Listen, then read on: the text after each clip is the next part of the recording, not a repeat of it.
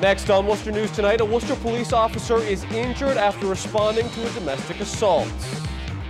And a long-missing monument honoring World War II African-American veterans.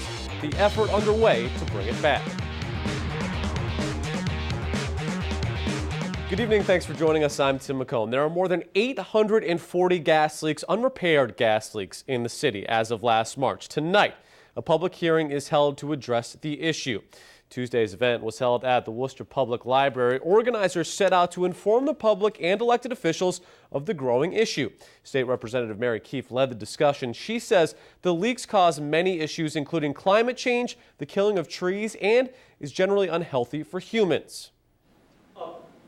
So in seeing our trees start dying and wondering why it's this lack of oxygen, which the methane gas kind of creates when it's saturating the soil. So that's number one. And if it's affecting the trees this way, what does it mean in terms of our own health? And then I think just in terms of the lost fuel that is being passed on to the consumer, this is really big.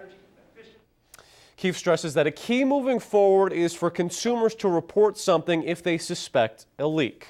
Well, an effort tonight by a Worcester city councilor to encourage more owner-occupied multifamily homes. He says it could also have a big impact on public safety.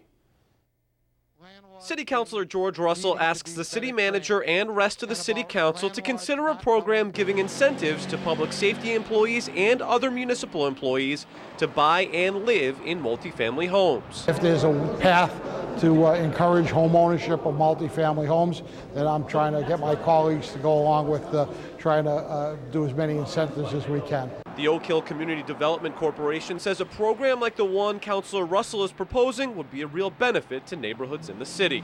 Just having somebody responsible for the property who's on site, who is reachable, it helps with public safety, it helps with education, it helps with quality of life in the neighborhood. Councilor Russell's request was sent to the city manager at City Council Tuesday. The Oak Hill CDC is hopeful a plan is eventually put in place. It makes all the difference in the world when city employees and people that are invested in our local community actually live in the neighborhood and participate in the neighborhood. How great would it be to have a young police officer who's just starting out in his or her career to buy and own or occupy a three-family home in the middle of a neighborhood that needs that kind of attention. A Worcester police officer being treated for injuries sustained after responding to a domestic incident. Officers responded to the Quality Inn on Oriole Drive Tuesday morning. Police say two females were fighting when officers attempted to break it up. A 22-year-old woman then punched and kicked the officer. The officer's arm and head were injured. She was taken to the hospital and treated. The 22-year-old now faces charges including assault and battery on a police officer. The identity of the woman has not been released because it is protected under a state domestic violence law. A West Boylston man has now been charged with motor vehicle homicide while under the influence in connection to a fatal accident in Worcester back in January. The District Attorney's Office confirms the indictment of Vincent Green. The 21-year-old is accused of hitting Frank Jeffrey Call on West Boylston Street on January 9th. Police previously charged Green with motor vehicle homicide, but the indictment now indicates prosecutors believe he was intoxicated at the time of the crash. He'll be arraigned on the new charge next month. A man previously charged as an accessory in a 2014 murder in Worcester is now charged with murder. Grand jury returned an indictment of first-degree murder against Fatih Jara. Jara is accused of taking part in the fatal shooting of 19-year-old Christian Obeng back in October of 2014. He and two other suspects have pleaded not guilty. A date has not yet been set on Jara's arraignment on the murder charge.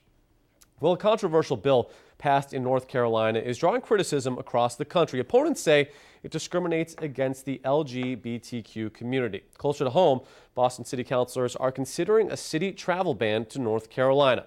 And our Andy Madison now has a report on Worcester's leaders' response.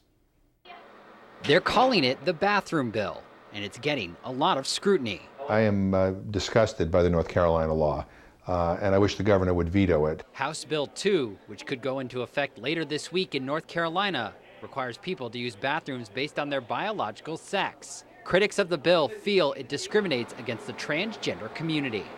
We all ought to be clear to the governor of North Carolina that we are not going to be silent in the face of their discriminatory tactics. In Massachusetts, some are taking action. Boston City Council is considering a ban on city-sponsored trips to North Carolina. Could Worcester City Council follow suit? It depends on who you talk to. This is a state question, really is outside the purview of City Council. So I don't know anybody at home worried about the Worcester City Council passing a similar resolution. We don't do that. It's not city business. I certainly think it's worthy of exploring and standing or considering, taking those steps similar to Boston to send a message that discrimination is not okay. In North Carolina, state lawmakers aren't backing down, while some in Massachusetts joined the list of many speaking out in opposition to the bill. Andy Madison, Worcester News Tonight. Congressman Jim McGovern is applauding the work of middle and high school students in his district. They created new apps aimed at helping their fellow students. Our Brittany Schaefer has more. Winners of the Congressional App Challenge met with Congressman Jim McGovern Tuesday. The middle and high schoolers created apps their classmates can use. It's a great honor to be here today to meet Jim McGovern. We're all very excited and nervous at the same time. I never really thought that this would happen, but I'm glad to have this opportunity. More than 1,700 students participated nationwide. Schools in Congressman McGovern's district competed against each other. Middle school students at Abby Kelly Foster Charter School created an app to log homework assignments. The team from Algonquin Regional High School built a guide to help treat injuries using animation. We hope in the future we'll save a lot of paper instead of remaking agendas. Well, obviously an app that solves a problem. And we are going over a list of problems to be solved, and people being hurt is definitely a large problem. Becker College's Tim Lowe was one of the judges. The executive director of MassDigi says the school is keeping a close eye on the student winners. When you meet students who've achieved what they've been able to accomplish at a young age, particularly middle school, the underclassmen in high school. This is impressive. Being that Becker is my first choice for my college, this is going to be absolutely helpful. Being able to already speak to some of the representatives. Congressman McGovern says this challenge is important to get students to explore the STEM subjects. There's a demand for the skills that these young people are demonstrating at such an early age, and I'm really proud of them and proud to cheer them on and proud of their accomplishment. It means a lot to me personally to see my students succeed, because really that's, to me, what teaching is really all about. Brittany Schaefer, Worcester News Tonight. An effort is underway to find or restore a monument long missing in the city of Worcester. It bears the names of 145 African-American World War II veterans, and it hasn't been seen in more than 50 years. Our Patricia Nicholas spoke to veterans and family members who say the monument is a critical part of the city's history. Monuments remembering those who have served can be found throughout the city, but one in particular is missing and has been since the 1950s. It is frustrating because somebody, they have all the other monuments of the Italian Americans, the Polish Americans, the Irish Americans, but they don't have the one for the African Americans. Why is this piece of history lost? Members of the community are asking the city to assist in locating the colored citizens of Worcester Honor Roll. The monument listed 145 African-American World War II veterans. It was moved in the 1950s for the construction of Interstate 290. It has not been located since. Many say they remember it and the impact it had. It felt great. I mean, it was like, you look up to these guys. They're in the service. You're saying, I know this one, that one. I got a cousin, uncle. These guys need to be remembered. And the young people in the city of Worcester, of the kids of the global majority, the Latinas, the African heritage kids, they need to know. They need to know their history. It's more than important. It's like, don't erase this. Donna Jandro's father and uncle's name were on the monument. She says serving their country was a big part of their life. So it's important to never forget the sacrifices they and others made. Any soldier, they need to be recognized for what they do, and I think it's not just over there. When they come home, they take that war home with them, and we need to recognize that. And putting up a monument, it's just the smallest thing, but we need to say thank you to them. And by taking one down and not putting it back up, that's just not right. Patricia Nicholas, Worcester News Tonight.